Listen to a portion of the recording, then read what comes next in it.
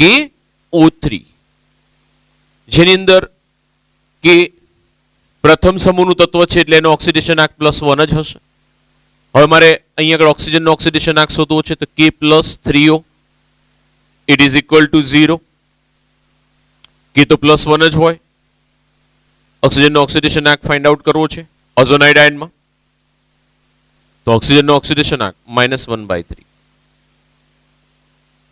એટલે ઓક્સિજનના ઓક્સિડેશન આંક આપણે જોઈએ છીએ સામાન્ય રીતે -2 જોવા મળે ઓક્સાઇડમાં, પેરોક્સાઇડમાં -1, સુપર ઓક્સાઇડની અંદર O2 -1. ઓકે, એના પછી ઓક્સિજનનો +1 ઓક્સિડેશન આંક જોવા મળે, +2 ઓક્સિડેશન આંક જોવા મળે. એઝાઇડ આયન છે, સોરી ઓઝોનાઇડ આયન છે, તેની અંદર ઓક્સિજનનો ઓક્સિડેશન આંક -1/3 જોવા મળશે. હવે આપણે નેક્સ્ટ મુદ્દામાં આગળ વધીએ કે આપણી પાસે સંકીર્ણ સંયોજનો હોય. નવમો નિયમ, સંકીર્ણ સંયોજનોની અંદર સંકીર્ણ સંયોજનો હોય ને તો એની અંદર એક ધાતુ આયન હોય કે હંમેશા જે પોઝિટિવ ઓક્સિડેશન આંક ધરાવશે અથવા તો શૂન્ય હશે, તટસ્થ હશે, અને બીજા છે લિગેન્ડ હશે. લિગેન્ડના ઓક્સિડેશન આંક અલગ અલગ હોઈ શકે જેની અંદરથી કેટલાક આપણે તટસ્થ લિગેન્ડ જોઈએ તો CO કાર્બોનિલ જે શૂન્ય ઓક્સિડેશન આંક ધરાવે. બીજું આપણે લઈએ છીએ H2O એક્વા તો એનો ઓક્સિડેશન આંક શૂન્ય. એટલે આ બધા તટસ્થ પ્રકારના લિગેન્ડ કહેવાશે. આગળ વધીએ. મુદ્દા નંબર 10, સરેરાશ ઓક્સિડેશન આંક. હવે સરેરાશ ઓક્સિડેશન આંક શું છે ને ક્યારે જોવા મળે? તો અમુક સંયોજનો એવા છે કે જેની અંદર આપણે ઓક્સિડેશન આંક શોધવા જઈશું ને ત્યારે આપણને ઓક્સિડેશન આંક અપૂર્ણાંક મળશે. પૂર્ણાંક નહીં મળે, અપૂર્ણાંક હશે. ઉદાહરણ તરીકે હું તમને કહું કે H2S4O6 આની અંદર આપણે સલ્ફરનો ઓક્સિડેશન આંક શોધીએ છીએ કે સલ્ફરનો ઓક્સિડેશન આંક કેવી રીતે મળે. તો કે સલ્ફરનો ઓક્સિડેશન આંક એટલે 2 હાઇડ્રોજનનો ઓક્સિડેશન આંક, 4 સલ્ફરનો કે જે શોધવો છે, ઓક્સિજનનો, અને આ બધાના ઓક્સિડેશન આંકનો સરવાળો કેટલો થશે? 0 થશે. હાઇડ્રોજન +1, સલ્ફરનો શોધવો છે, ઓક્સિજન -2, 6 દુ 12, -12 +2 -10, પેલી બાર લઈ જવું +10. S નો ઓક્સિડેશન આંક 2.5. This is not possible. આ ઓક્સિડેશન આંકને એવરેજ સરેરાશ ઓક્સિડેશન આંક કહેવામાં આવે. જ્યારે સરેરાશ ઓક્સિડેશન આંક આવે ને અને એવરેજ ઓક્સિડેશન નંબર કહેવાય. સરેરાશ ઓક્સિડેશન આંક આવે ત્યારે સાચો ઓક્સિડેશન આંક શોધવા માટે મારે બંધારણનો ઉપયોગ કરવો પડે. જેમ કે H2S4O6 છે, એકચ્યુઅલમાં આવું છે કે 2H પ્લસ S4O6 -2. મારે અત્યારે આની અંદરથી સલ્ફરનો ઓક્સિડેશન આંક ફાઇન્ડ આઉટ કરવો છે. તો આપણી પાસે S4 છે તો S એનું બંધારણ જોઈએ. ધ્યાન રાખજો ઓક્સિજન મારી પાસે 6 છે. ઓક્સિજન આપણી પાસે 6 લેવા જઈએ. ઓક્સિજન ધ્યાન રાખજો ઓક્સિજન કેટલા ઓક્સિજન લેવા છે તો કે ઓક્સિજન આપણી પાસે 6 છે.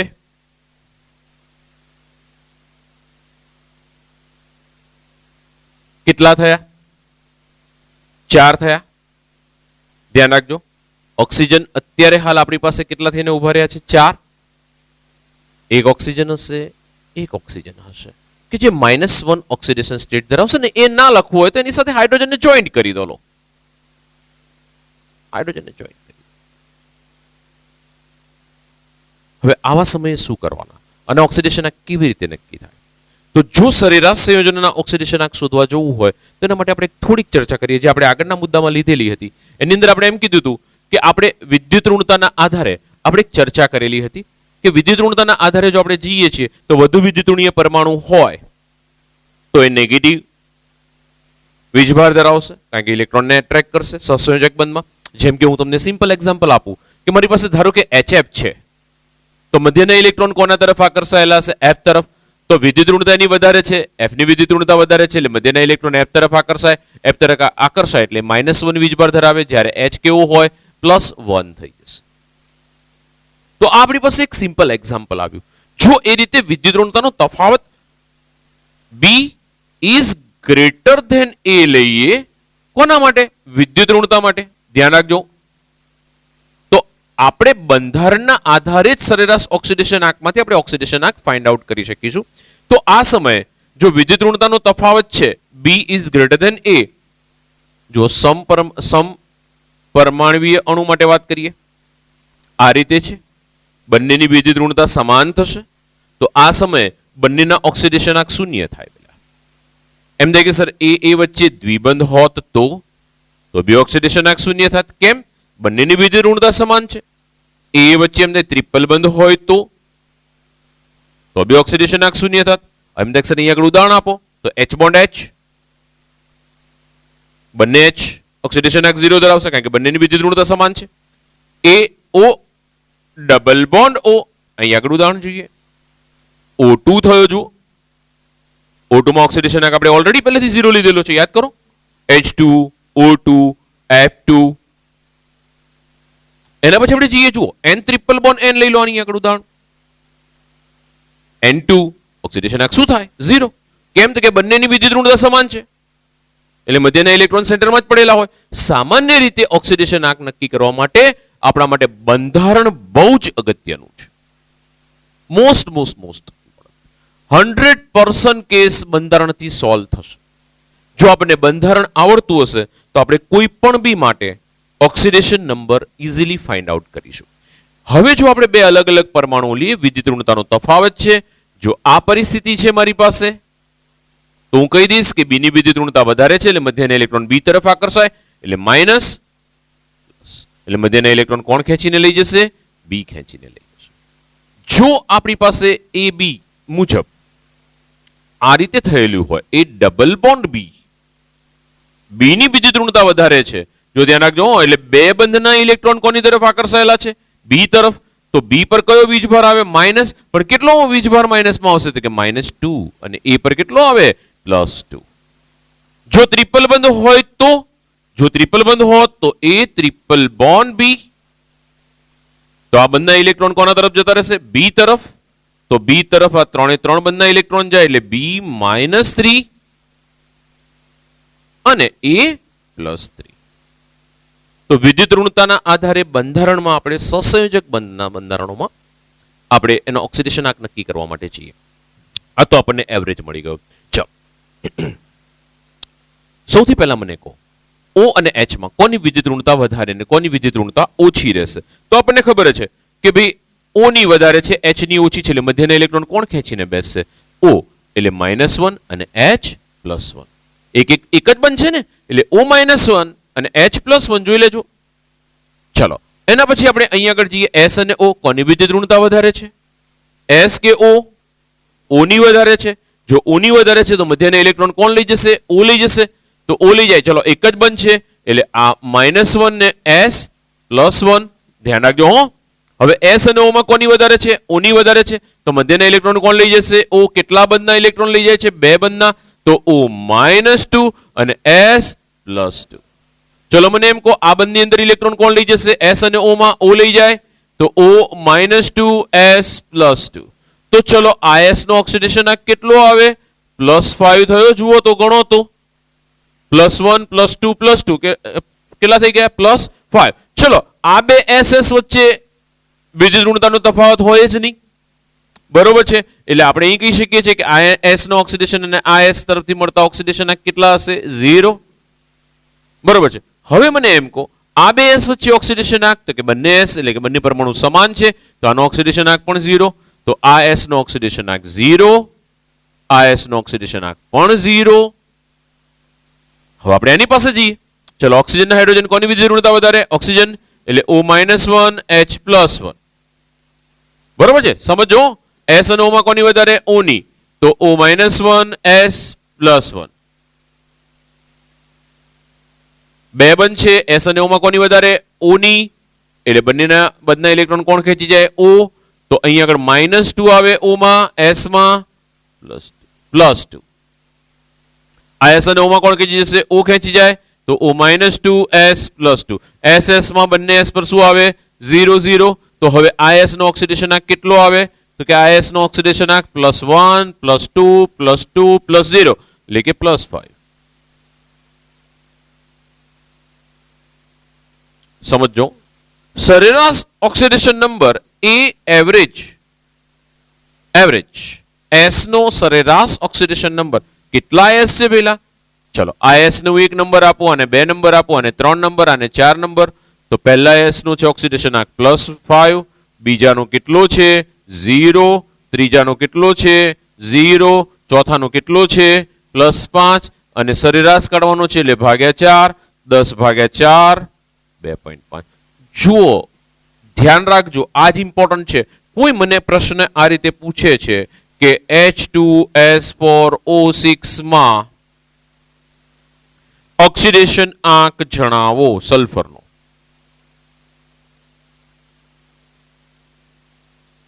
મારી પાસે ઓપ્શન જો આવા છે કે એક ઓક્સિડેશન આંક મને આપે છે 2.5 બીજો ઓક્સિડેશન આંક મને આપે છે 0 ત્રીજો ઓક્સિડેશન આંક મને આપે છે +5 અને ચોથો ઓક્સિડેશન આંક મને આપે છે B ને C બંને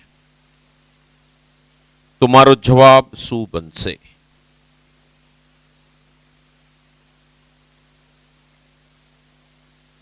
હવે સમજો શું આવશે જવાબ 99% છોકરાઓ એ જ ઓપ્શન લખીને આવતા હશે અને 100% ભૂલ છે 99% છોકરાઓ લખીને આવશે ને 100% ભૂલ જો દીકરાઓ સમજો આની અંદર શું કહેવા માંગે છે આ એવરેજ ઓક્સિડેશન આંક છે ધીસ ઇઝ એવરેજ મને એવરેજ નથી પૂછ્યો મને તો ઓક્સિડેશન આંક પૂછ્યો છે એટલે મારો જવાબ તો સાચો ડી છે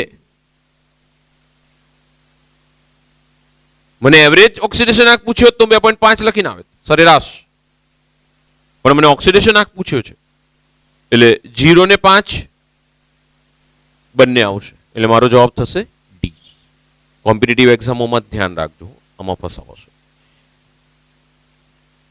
હવે બીજા ઉદાહરણો લઈએ જો અને પછી એક્ઝામ્પલ છે આપણી પાસે C3O2 સોરી C3O2 ચલો મને C નો ઓક્સિડેશન આંક શોધવામાં હેલ્પ કરશો 3C + 2O = 0 તો C નો ઓક્સિડેશન આંક શોધવો છે તો 3C + 2 હવે -2 થશે ઓક્સિજનનો ઓક્સિડેશન આંક 0 -2 × 2 -4 પેલી બાદ લેજો +4 તો C નો ઓક્સિડેશન આંક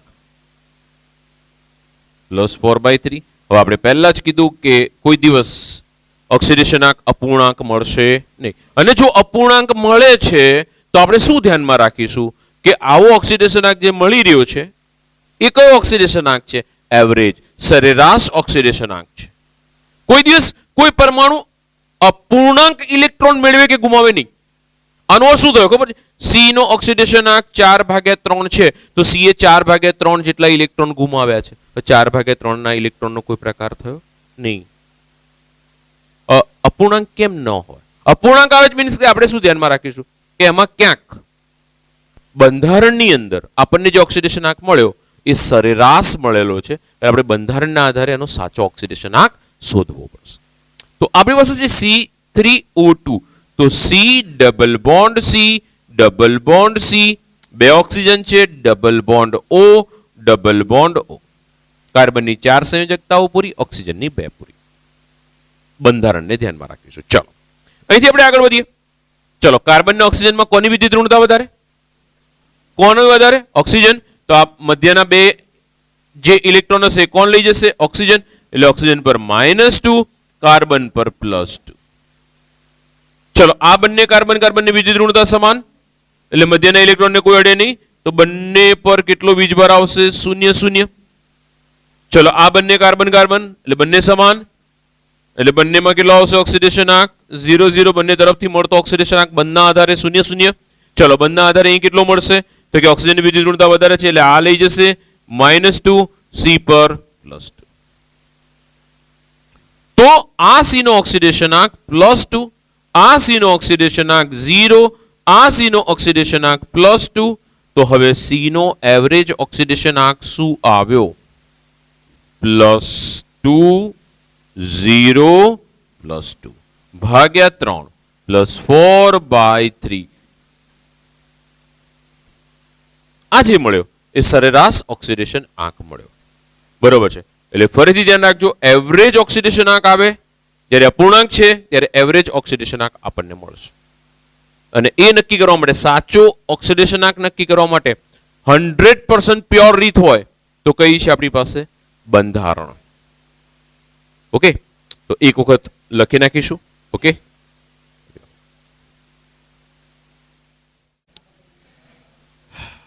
ઉદાહરણ નંબર 3 લઈએ. H2O.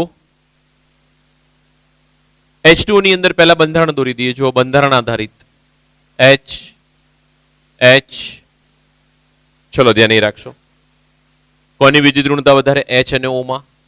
O ની વધારે એટલે મધ્યના ઇલેક્ટ્રોન કોની પાસે જાય? H તરફ એટલે O તરફ એટલે O માઇનસ H પ્લસ. અહીં મધ્યના ઇલેક્ટ્રોન કોણ લઈ જશે? O. તો O પર કયો વીજભાર? માઇનસ. H પર કયો આવે? પ્લસ. એટલે ઓક્સિજન -2 થઈ ગયો. -1 -2. હાઇડ્રોજન +1 થઈ ગયો પાણીની અંદર. એના પછી નેક્સ્ટ એક્ઝામ્પલ લઈએ. HCN.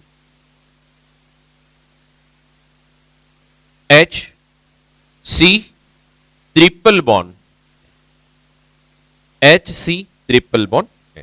હવે જો આપણે અહીંયા આગળ જોવા જઈએ છીએ તો કાર્બન અને હાઇડ્રોજનમાં કોની વિદ્યુત ઋણતા વધારે? કાર્બનની વધારે. હવે કાર્બનની વધારે એટલે મધ્યના ઇલેક્ટ્રોન કોણ લઈ જાય? કાર્બન એટલે -1 H પ્લસ. કાર્બન અને નાઇટ્રોજનમાં કોની વધારે?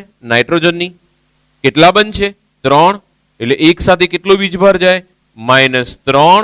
અને કાર્બન પર કેટલો આવે? +3. તો કાર્બનનો વીજભાર કેટલો થઈ ગયો અહીંયા આગળ? -1 +3 એટલે કે +2. નાઇટ્રોજનનો કેટલો થઈ ગયો? -3. અને હાઇડ્રોજનનો કેટલો થઈ ગયો? +1. એના પછી KMnO4 એક લઈએ. આમ તો KMnO4 એકદમ ઇઝીલી શોધી શકાય છે અને સાચો પણ મળે છે. એવરેજ કેમ મળતું નથી, પણ બંધારણ આધારિત જવું છે તો આપણે એક લઈ લઈએ. Mn ઓક્સિજન એની સાથે K જોડાયેલો હોય. Double bond oxygen, double bond oxygen, double bond oxygen, KMnO. ચલો હવે બંધારણ આધારિત Mn નો ઓક્સિડેશન આંક નક્કી કરવા છે. બધા જ 1 by 1 દરેકનો મળશે ઓક્સિડેશન આંક. તો આપણી પાસે ઓક્સિજન છે. ચલો Mn અને O ની અંદર વિદ્યુત ઋણતા કોની વધારે? O -2 +2. આ બંનેમાં કોની વધારે? O. બંને ઇલેક્ટ્રોન લઈ જાય એટલે -2 Mn +2. એ જ પ્રમાણે આ ઓક્સિજન લઈ જશે -2 Mn +2. હવે આ K અને O માં કોની વધારે? O. કોણ લઈ ગયું? O. -1 K +1. ચલો અહીં આગળ Mn અને O માં કોની વધારે? O. પણ કેટલા બનશે જુઓ તમે, એક જ બનશે ને. એક બનશે તો O -1 Mn +1 આવું થશે. તો Mn નો ઓક્સિડેશન આંક કેટલો થયો? +2 +2 +2 +1. બરોબર છે. એના પછી નેક્સ્ટમાં આપણે આગળ વધીએ. છઠ્ઠો નંબર, 6 નંબર. 6 નંબરમાં લઈ લઈએ આપણે Na2. જો આ તો આવડશે. હવે જે આપણે આગળ કર્યું તેને જેવું જ છે. S4O6. નેક્સ્ટમાં લઈએ હવે 7મા નંબર. CH3 twice. આપણી બુકનું જ છે, NCERT નું. SO. તો અહીં આગળ બંધારણ દોરી દઈએ. SO છે, S ડબલ બોન્ડ O. હવે CH3 બે છે એટલે એક CH3 આ બાજુ હશે, એક CH3 આ બાજુ હશે. H H H H H. ચલો વિદ્યુત ઋણતાના આધારે ઓક્સિડેશન આંક નક્કી કરવા જઈએ. ચલો C ને H માં કોની વધારે? C ની -1 +1. ચલો કોની વધારે? C ની +1 -1. કોની વધારે? C ની +1 -1. ઇલેક્ટ્રોન C તરફ આકર્ષાયેલા એટલે C નો ઓક્સિડેશન આંક કેટલો થઈ ગયો મારી પાસે અત્યારે હાલ માઇનસ. જો આ બાકી C ને S માં કોની વધારે? એસ ની વધારે કે સી ની વધારે? એ જ પ્રમાણે ચલો આ બાજુ થઈ જશે એચ માટે. કોણ લઈ જશે? સી +1 -1. સી લઈ જશે +1 -1. સી મધ્યના ઇલેક્ટ્રોન લઈ જશે +1 -1. ચલો અહીં આગળથી આ લઈ જશે O -2 S +2. ચલો હવે સી ને એસ માં મને કહેશો શું આવશે? કોણ લઈ જશે સી ને એસ માં? સી લઈ જશે કે એસ લઈ જશે? એસ તરફ જશે. હવે એસ તરફ જાય એક જ બનશે તો આ +1 -1. એસ તરફ જાય તો આ -1. એસ નો ઓક્સિડેશન આંક 0 થઈ ગયો. સી ને એસ માં ધ્યાન રાખવું પડશે આપણે. સી ને એસ માં ધ્યાન રાખવું. હવે મને એમ કહો સી ને એસ માં વિદ્યુત ઋણતા કોની કેટલી છે?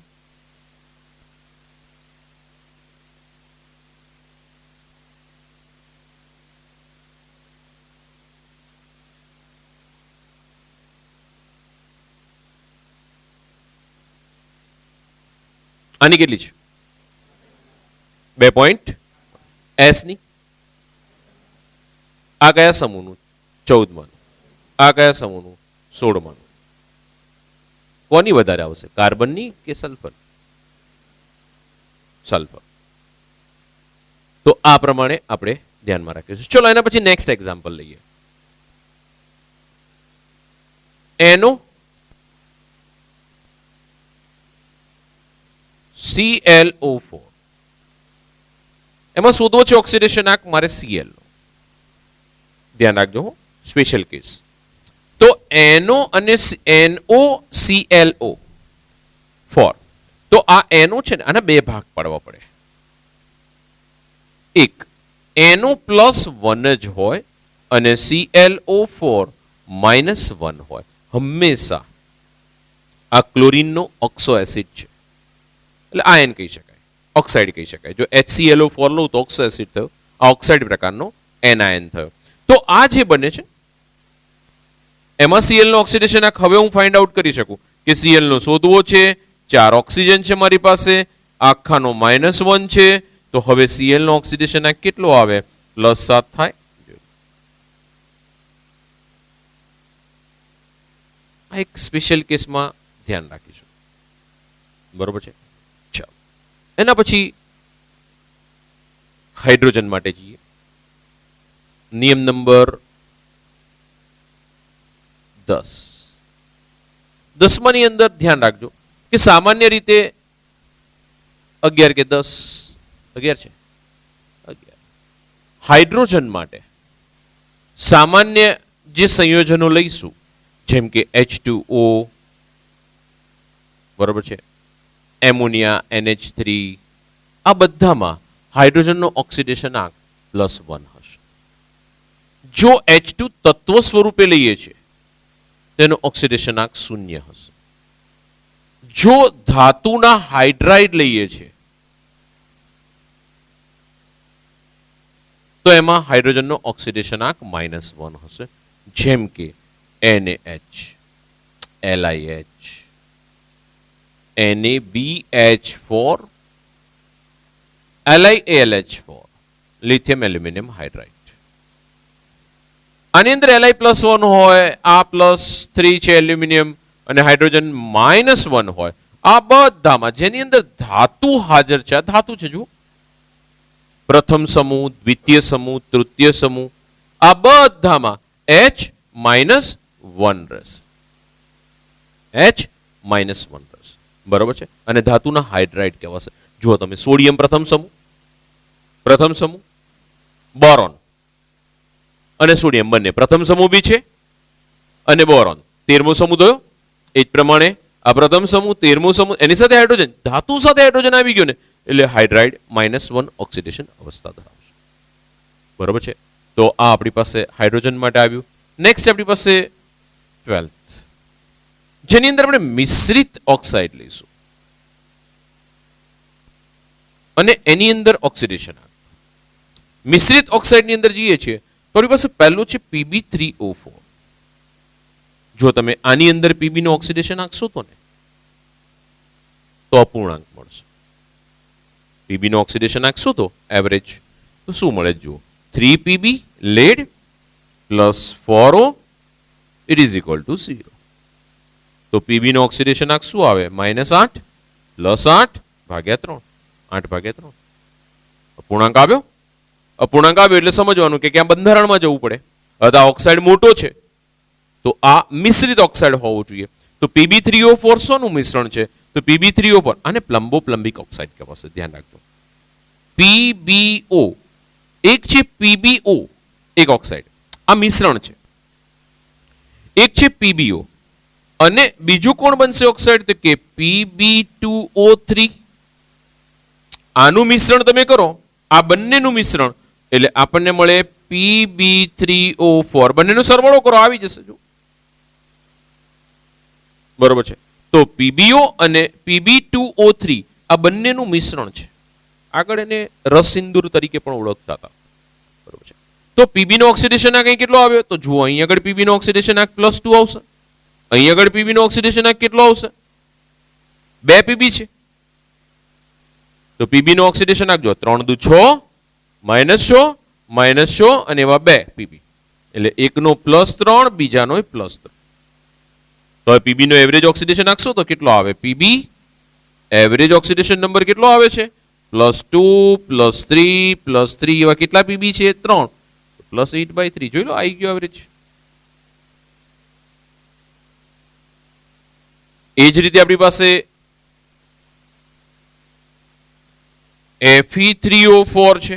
આ તમારે મને શોધીને આપવાનો. એમાં FeO અને ફેરસોફેરિક કહેવાશે, Fe2O3 સોરી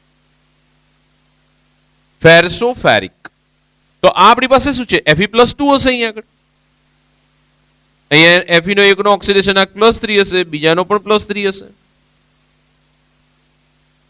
એ જ પ્રમાણે Mn3O4 એક છે MnO અને બીજો શું છે Mn2O3. તો આ આપણે એક ધ્યાનમાં રાખીશું મિશ્રિત ઓક્સાઇડ. લગભગ બધા જ રૂલટાઓ લઈ લઈએ. બ્લીચિંગ, ચલો ધ્યાન રાખશો. ક્લોરીન બ્લીચ તરીકે પણ ઓળખાશે, CaOCl2. ધ્યાન રાખજો. બંધારણ આધારિત આપણે એક ઉદાહરણ બાકી હતું. લઈ લઈએ. CaOCl2 chlorine bleach. બંધારણ જુઓ એનું. Ca એક સાઈડ પર છે Cl- એટલે કે Cl જોડેલો છે, બીજી તરફ OCl. Cl ને થોડો અલગ લખીએ જો.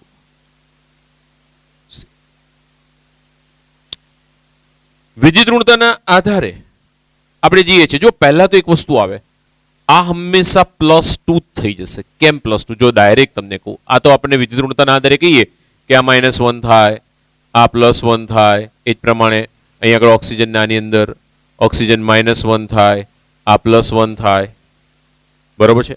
તો એ પ્રમાણે આપણે જઈએ છીએ. તો Ca પણ આપણે એક કારણ એવું પણ જોવું પડે કે આલ્કલાઇન અર્ધ ધાતુ તત્વ છે અને આપણે પહેલા કહીને આવ્યા છે કે આલ્કલી ધાતુ તત્વ હોય, આલ્કલી તો +1 પ્રથમ સમૂહ અને આલ્કલાઇન અર્ધ ધાતુ તત્વ હોય તો એ +2 જ ઓક્સિડેશન અવસ્થાઓ ધરાવશે. તો કેલ્શિયમ આમાંનું જ છે એટલે +2 રહેશે. ચલો અહીં આગળ હવે મને એમ કહો કે આ Cl ની ઓક્સિડેશન અવસ્થા કઈ આવશે, તો આ સોરી અહીં આગળ શું થશે, ચલો કોણ લઈ જશે, વિદ્યુત ઋણતા કોની વધારે થશે, જો મધ્યના ઇલેક્ટ્રોન ક્લોરીન લઈ જાય કે ઓક્સિજન લઈ જાય, તો આ ઓક્સિજન લઈ જશે -1 +1. તો અહીં આગળ ઓક્સિજન નો ઓક્સિડેશન આંક -2, ક્લોરીન નો ઓક્સિડેશન આંક સરેરાશ જુઓ તમે 0. ક્લોરીન નો એવરેજ ઓક્સિડેશન આંક Cl average oxidation number it is 0. Question આગળ ધ્યાન રાખજો, આગળ પૂછ્યો તેવો પૂછી શકાય. ક્લોરીન બ્લીચમાં Cl નો ઓક્સિડેશન આંક ખાલી જગ્યા છે -1 0, બરોબર છે, +1 અને A અને C બંને, તો આપણો જવાબ -1 +1 આવે. 0 તો એવરેજ થયો, સરેરાશ પૂછાય તો લખીશું. એના પછી નેક્સ્ટમાં આપણે આગળ વધીએ.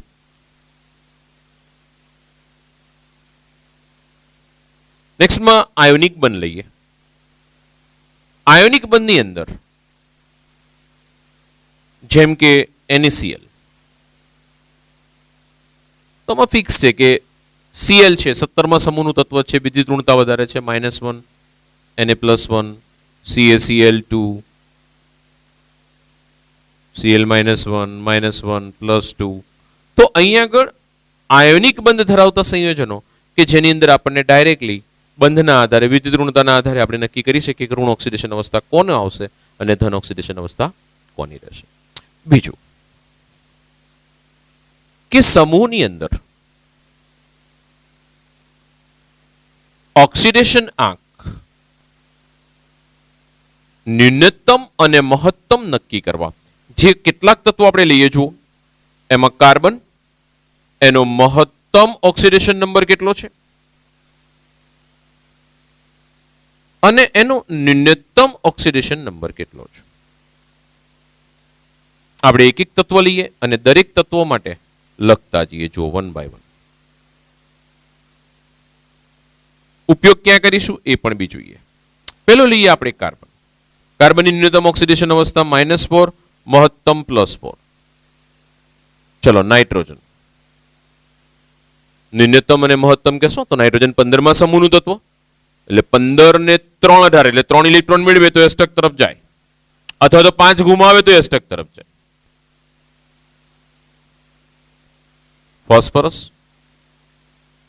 -3 +5. ક્વેશ્ચન આવે કે સર -3 +5 કેવી રીતે? જો આના ફોસ્ફરસમાં ધ્યાન રાખજો. pH3 H3PO2 H3PO3 H3PO4 આ બધામાં ફોસ્ફરસનો ઓક્સિડેશન આંક શોધવા માટે જાઓ કેટલો મળે છે જો 1 by 1 જોઈ લઈએ. અહીંયા આગળ પણ ધ્યાન રાખજો. ફોસ્ફીનમાં ફોસ્ફરસનો ઓક્સિડેશન આંક કેટલો છે, આમાં કેટલો છે, આમાં કેટલો છે, આમાં કેટલો છે. તો આમાં ઓક્સિડેશન આંક ફોસ્ફરસનો -3 કેટલો આવશે? ડાયરેક્ટ ગણીશું. -2 તો 4, 4 માંથી 3 જાય 1 +1. અહીં કેટલો હશે? 3 દુ 6 -6 -6 માંથી +3 જાય -3 ઇક્વલની પેલી બાજુ જાય +3. અહીં કેટલો હશે? 4 દુ 8 -8 -8 માંથી +3 +5 એટલે -3 થી લઈને +5 સુધીની ઓક્સિડેશન અવસ્થા ફોસ્ફરસ ધરાવશે. સલ્ફર લઈએ તો -2 થી +6 આવે. ક્લોરીન લો તો ક્લોરીન ની અંદર -1 થી +7 આવશે કારણ કે 17માં સમૂહનું તત્વ. જો હવે ક્લોરીનમાં બી ધ્યાન રાખજો. હાઇપોક્લોરસ acid HClO HClO2 HClO3 HClO4. આની અંદર ઓક્સિડેશન અવસ્થા ગણવા જઈએ તો Cl ની કેટલી આવે છે? તો Cl ની આમાં ઓક્સિડેશન અવસ્થા +1 થશે. આમાં Cl ની કેટલી થશે? +3 થશે. આમાં Cl ની કેટલી થશે? +5 થશે. આમાં Cl ની કેટલી થશે? +7 થશે. તો Cl -1 થી લઈને પ્લસ જો -1 માં આ રહી માઇનસમાં છે જ -1 થી લઈને +7 સુધીની ઓક્સિડેશન અવસ્થાઓ ધરાવશે.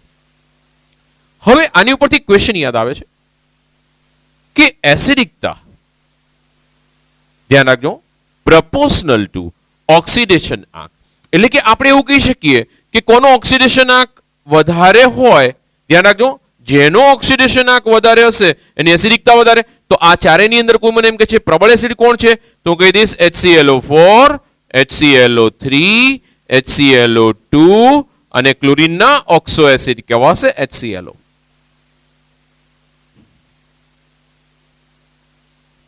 એના પછી આપણે એમ કહીએ કે ફોસ્ફરસના ઓક્સો એસિડ છે એની અંદર સૌથી વધારે પ્રબળ એસિડ કોણ? આ ત્રણની અંદર પ્રબળ કોણ? પ્રબળ એસિડ કયો આ ત્રણની અંદર? તો આપણે કરી દઈશું કે 3PO4 it is more acidic than H3PO3, it is more acidic than H3PO2.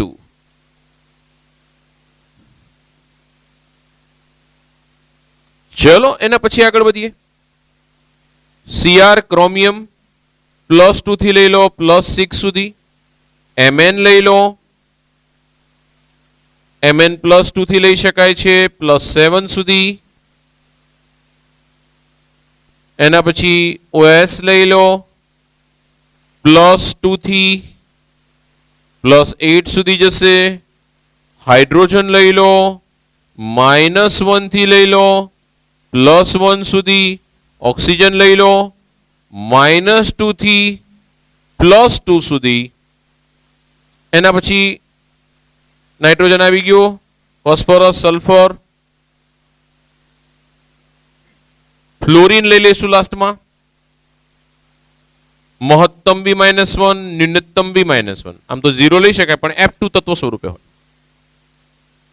હવે ધ્યાન રાખશો કે ઓક્સિડેશનાંક મહત્તમ કોઈ પણ બીનો કેટલો હોઈ શકે, તો કે એ પ્રમાણે આપણે લખી નાખીએ મહત્તમ ફોસ્ફરસનો +5. હવે કોઈક સમય એવું થાય કે સાહેબ ફોસ્ફરસમાં +5 ની જગ્યાએ +7 ઓક્સિડેશન અવસ્થા મળી તો શું થાય? સમજો, સામાન્ય રીતે શોધીશું ને તો ઘણી બધી વખત એવા જવાબ આવશે. આગળના ઉદાહરણોમાં લઉં છું હમણાં હું કે ફોસ્ફરસની ઓક્સિડેશન અવસ્થા તમે શોધશો અંદર સંયોજનમાં +7. આપણે તરત જોઈને કહી દઈશું કે +7 તો શક્ય જ નહીં, ફોસ્ફરસમાં ક્યાંથી આવે? તો કે મહત્તમ કેટલી છે? +5 જ છે. તો +7 આવી ક્યાંથી? તો ધ્યાન રાખજો કે આવા સંયોજનોમાં શું કરવાનું એ આપણે નેક્સ્ટ લેક્ચરમાં લઈશું. કે એવા સંયોજનોમાં શું કરવાનું, એનો જવાબ કેવી રીતે આવે તો આપણે નેક્સ્ટ લેક્ચરમાં એમાં આગળ વધીશું.